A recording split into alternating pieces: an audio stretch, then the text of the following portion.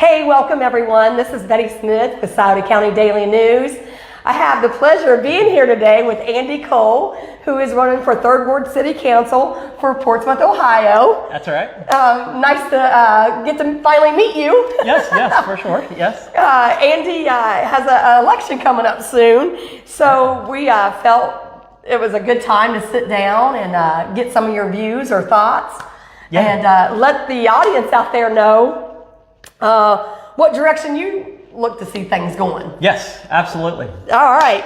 With all that being said, I would like to start out, and I know this might sound a little cliche, but what was your interest for running for this race? My interest was simply to be a part of making Portsmouth a better place, a safer place for all of us as we get older or as our kids start to grow. You know, I've been in Portsmouth for a long time. It's been my home for over 40 years, and I've watched the ebb and flow of schools go away and rebuild, and I've watched businesses go away and most of them not rebuild. And I've seen a lot of our world just change around us real quick, and that happens every single generation, and every single generation probably feels like the previous generation was better. But here we are at a point for our generations, no matter which generation you're in, and we can play a part in making our town a better place to live and making it thrive in a sense. That is awesome. And that was going to lead into how long you've been here in Portsmouth, that you said you've been here for quite some time now. Yes. I grew up here. You know, I went to Roosevelt and McKinley and Portsmouth High School.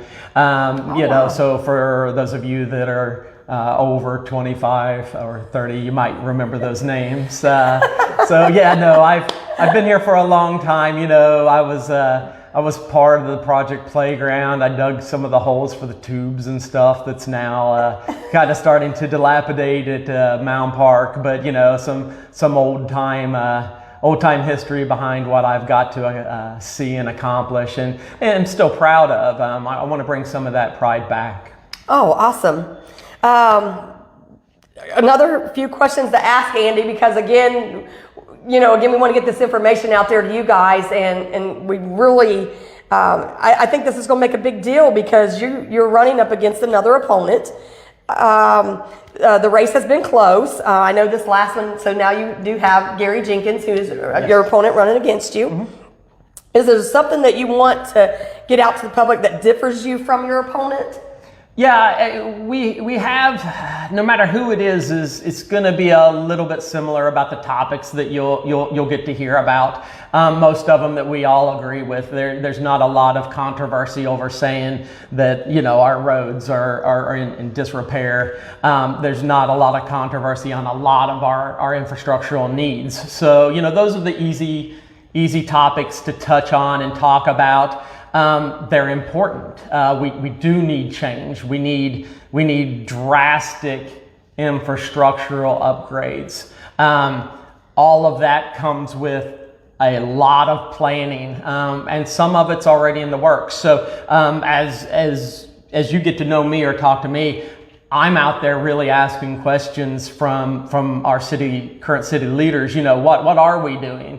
The difference, I guess, in going forward, depending on who you elect as the 3rd Ward City Council, for me is just going to be my experience that I bring to the table. Like I said, I've been here for a long time. I've looked, I've seen, I've participated. I've brought a business here to Portsmouth, Ohio. We are currently employing over 20 people that is here in our town. You know, we are one of FedEx's largest shippers out of the old Scioto County region. All of the things that led me to where I am now, has also educated me. You know, how do you deal with purchasing a property in Portsmouth? You know, what steps do you need to do? Are you grandfathered in? Are you not grandfathered in? Who do you contact when you want to do an addition? What if you want to vacate a street in town? What process do you go through? And you know, all those kind of things are great, and you can always go and get answers. That's a great thing about our society now. You know, if you want to educate yourself, you can do it real quick. But it is also kind of nice to know that before you can vacate a street, one, you need to talk to both neighbors on both sides of the street. Two, you need to get with the city and determine what's underneath the street. Is there water? Is there sewer? Is there electric? What's underneath there that would need to be rerouted, and the cost and who would associate it. When the street gets vacated, both sides of the street get split between the property owners on both sides. I mean, those are all kind of just crazy things to talk about, but those are realistic things about what can happen. I know the river had to go through that. You know, they had a street vacated right there beside, so they could add a part onto their dining area, which is really great. So we're seeing these positive things, but I guess, to get back to your answer, you know, what I will bring is just experience, business experience, life experience. And I think that will really help push us forward in terms of making sure that the goals that some are already in place, some might not be in place, but those goals not only are just in place, but there's a little more relative to a finish line, you know, a finish date, and where are we in those in those processes of getting the streets paved and all those kind of good things. So, and I'm going to kind of recap that. So, and because the question I was asking, so this does make you feel more qualified for the job. Oh, I'm definitely more qualified in that aspect. There have been some tensions between the members of council and the city manager. In your opinion, do you support the city manager? I absolutely support Sam Sutherland. I support Sam Sutherland because I've watched him battle.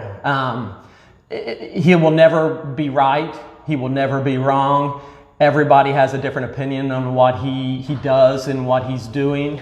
But I've watched Sam make hard decisions that make him not popular. I've talked to Sam enough when I have a question about our infrastructural needs for our water and our sewer systems. Sam knows it. I was sitting in Sam's office.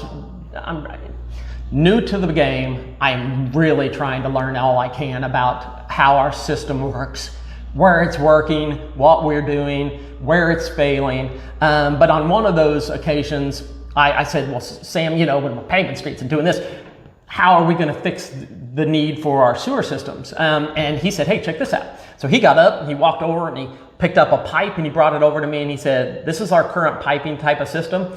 We are working with a company that can blow a glorified balloon through our existing system, which means we wouldn't have to tear them all up. And they can coordinate for the inlets from the houses coming into the sewer systems and such. And it basically pre-lines our existing sewer infrastructures with almost like a PVC type material, which is strong and amazing. And he put it in my hands and I looked at it. So, you know, there's a wealth of knowledge there. And like I said, you know, no matter who you would have asked me about, nobody out there is making everybody happy. And a lot of times, you know, no matter who you vote for third ward council, one of us is probably going to make a decision that you don't agree with too. But I've seen the hard work and I know the end goal for their actions, whether it be what you think it should be or not, it is not malice. You know, they're working hard for Portsmouth and specifically, you know, no matter which way our town goes and who we support, we just need to do our best to understand that everybody is working, you know, for the best interests of Portsmouth and you know, to try to hopefully educate yourself enough so you understand some of the decisions that may seem, you know, not to fit your idea of what should happen. And also, you know, to ask questions because and tell people what you believe. I really believe in engaging with our community. You know, my third ward is who I will represent if voted in.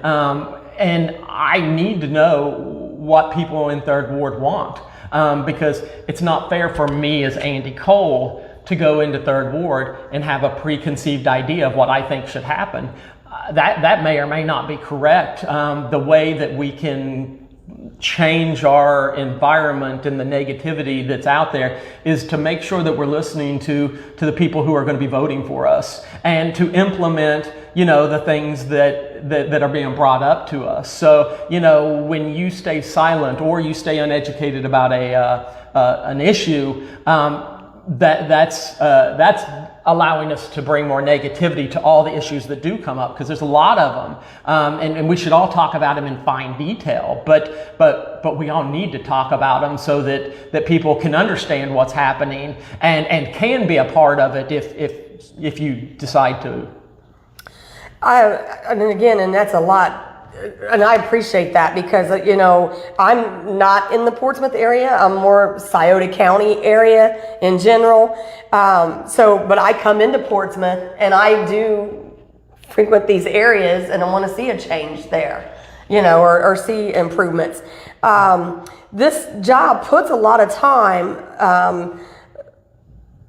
for the person who comes into this position. How does your family feel, or how are they being supportive? Oh, very supportive. Yeah. My family is great, and my family's all here in Portsmouth. When I say I'm vested in Portsmouth, I am vested in Portsmouth. I have brothers, I have nieces and nephews, mom, dad. I've got lots of family here in town. So, when you ask, like what would spur you to try to do this, or why would you want to? I do want Portsmouth to grow. I want to make sure that we do have safe drinking water. I do want to make sure that we don't have houses that are dilapidated and filled with people that shouldn't be there. I want to make sure it's safe. I want to make sure that when our ambulance drivers drive down Coles Boulevard trying to do resuscitation on somebody, that they can actually do it without being jostled all around the back of their ambulance. There's a lot of issues, and if I had 6 hours on this, you guys would stop watching. If you've made it this far, thank you. That means you're concerned and you're involved, and I appreciate that. But there's lots of issues, and we have to keep tackling them, because it will not get better if we don't keep our foot on the gas. That is great. Again, and I appreciate you guys staying tuned in for this. We have not much more to go, but I appreciate his time and getting to meet him today. So that was always a great honor as well. I wish both candidates the best of luck on this, and appreciate their time. And family was the biggest thing for me to wonder, how, because, you go into something like this, what's your family going to think, or are they going to be supportive? And so it sounds like you got that positivity behind you on that, which is good. Yes. So a couple things here, because I don't want to keep you guys too much longer. So the 3rd and 4th Ward are considered to have a higher crime rate than the other wards. What can you do to make the neighbors, what do you think, being in that position, you're going to make the neighbors feel safer? So I can't do a lot in this position to make people safer. So that's a great way to introduce yourself, to say, I can't fix that problem. It's not so much just saying those words. So here's what it takes. We have a great police department. We have a great police chief. I was able to sit down and talk with her in depth about a lot of the issues that we have. But to try to keep it on target so I don't talk too long, the safety of our wards first comes from awareness. It's a community awareness. First, we would like to just say, it's easy just to say, hey, the police department needs to travel these roads more, or the officers need to post a car here or there. There's lots of those things that can and are being done. Could be done better, maybe. Could different things be done? Yes, maybe. Those are the things that you can move forward as you're trying to address safety. But I'm going to tell you, the number one way to increase safety in your area is to keep your eye out on your neighbor. And I will promise you this, every one of us will feel a more well-balanced, warm community feeling if we know that our neighbors are looking out for us. We all want to feel that love or that concern, and that's whether you're a 95-year-old woman that's living alone in her house because you have all your life, and you might feel a little vulnerable, or you might feel alone. If you're a neighbor to that person or any other person, keep your eye out for them. I'm not saying that it is your responsibility to keep our town safe. That is under the jurisdiction of our police chief. Debbie knows what's going on. And Debbie told me when I interviewed her that one of the big things that she wanted to get out into the community was, if you see something, say something. Be involved, because the police department, for all the great things and some of the things we wish could be better, or whatever your feeling is on them, are there for us. Our officers are great people who literally, put their lives on the line to try to make our community safer. And that's what their job is to do.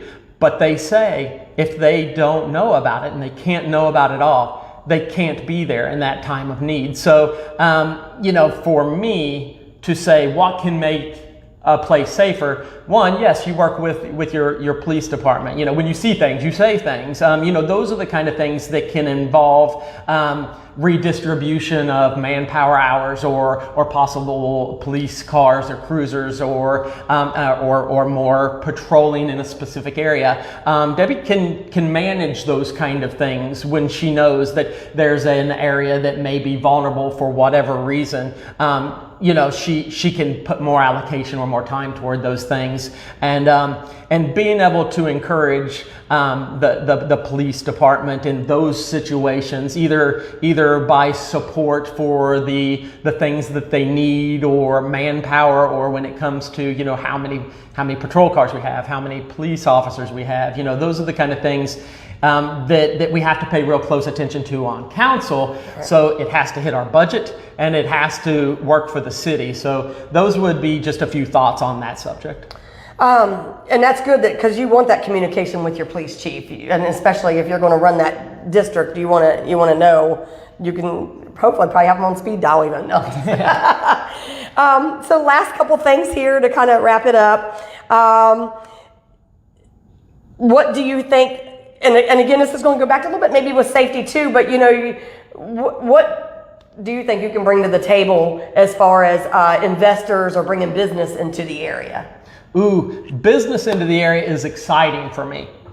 It's not good. We're not in a good spot, but we do have people that are actively engaged in and changing our business dynamic. Portsmouth is not set up at this moment to have a pie in the sky idea of bringing in a big corporation that's going to bring in 800 jobs.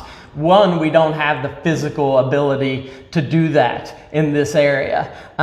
Most all of our big buildings have been purchased within the last few years and are off the market. What we can do in a more realistic vibe is to think about what we currently have available to us, and that is small businesses. That is a charming downtown to 2nd Street area that is already under revitalization. Whether you agree with it or not, it's happening, and we're watching the benefits of it. Things are changing in a positive direction that way. So, encouraging locals that will have always thought about businesses in our area to be able to have the economic means to do that. And whether that means, some of our empty stores downtown, we work with the owners of those as opposed to letting them sit empty. You create a bond between a possible business owner and that business owner that allows them to come together and work together, where the immediate high rent rates that usually kills a small business right off the bat or is alleviated a little bit by an agreement that allows them to pay a very small rent rate, but put sweat equity into their building. So now their building is becoming more viable in terms of its worth, in terms of its usefulness, and at the same time, the small business owner is starting to build his clientele so that he will be successful going forward. So, I believe in small steps, good planning, but beyond all that, I believe in attention to follow up. Everything from our roads, when are they going to get done? How are they going to get done? Who's it going to affect? Who's paying for it? I believe there has to be dates on everything that we try to do and encourage in our town. Therefore, it's easy, like I said earlier, to let your foot off the gas. It's easy to do that.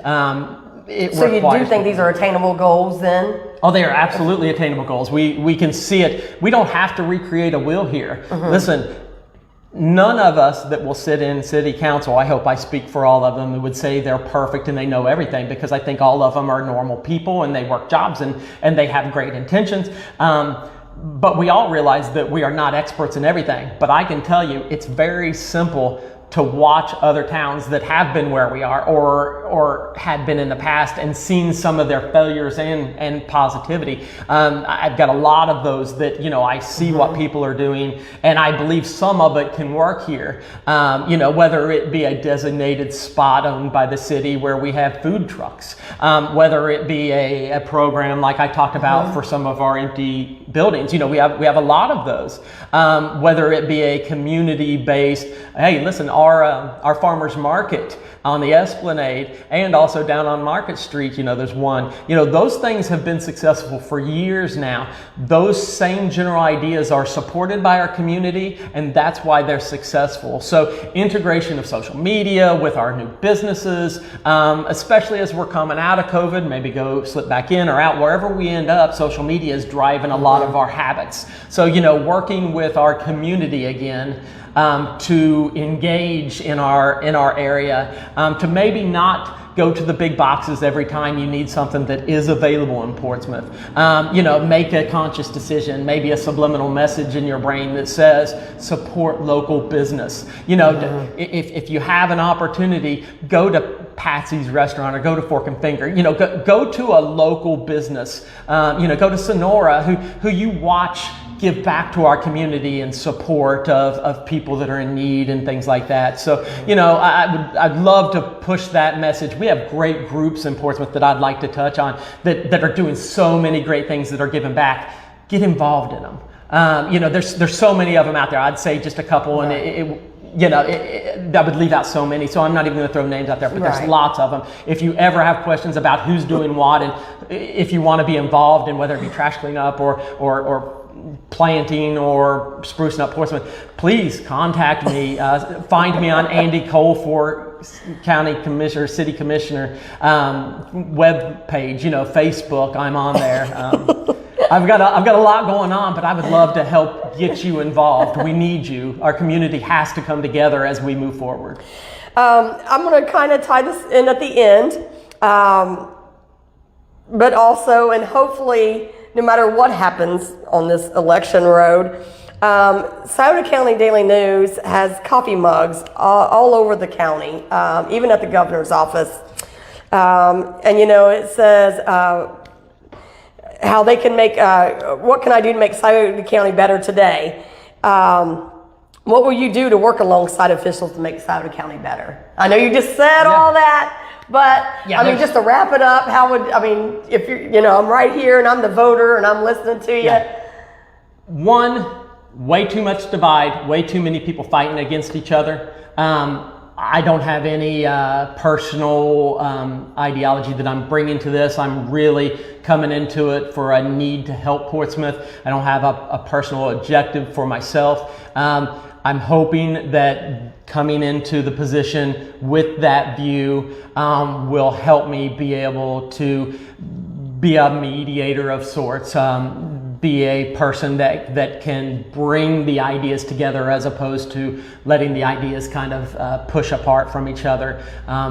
We need to work with each other. There's different sides on every issue, and there should be. That's how discussion and topics work. But if we're not all concentrated on the main goals together, we start to spread out, and our efforts are more liquefied and don't have results. That's great. I do want to thank you guys again for tuning in. This is Betty Smith with Souda County Daily News, where progress inspires change. I want to again thank Andy Coleman for taking a moment this morning and sharing this with us.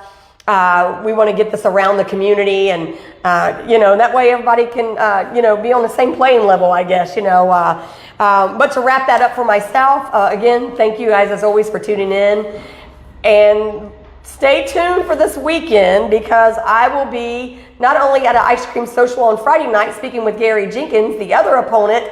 I will also be with the Roy Rogers actors and actresses Saturday morning for breakfast. And I will also be there for the ribbon cutting for the museum downtown. Oh, cool. So really excited about these things like he was talking about. So there are some things happening, and we'd like to keep you guys involved, and stay tuned. Yep. I'd like to quickly thank the Lofts for allowing us to come in and sit at their meeting area. Yes, For this meeting this too. was So this is where we're at today. Is at the Lofts here in Portsmouth, Ohio, and very thankful for their space today. Yes. Thanks, guys. Bye.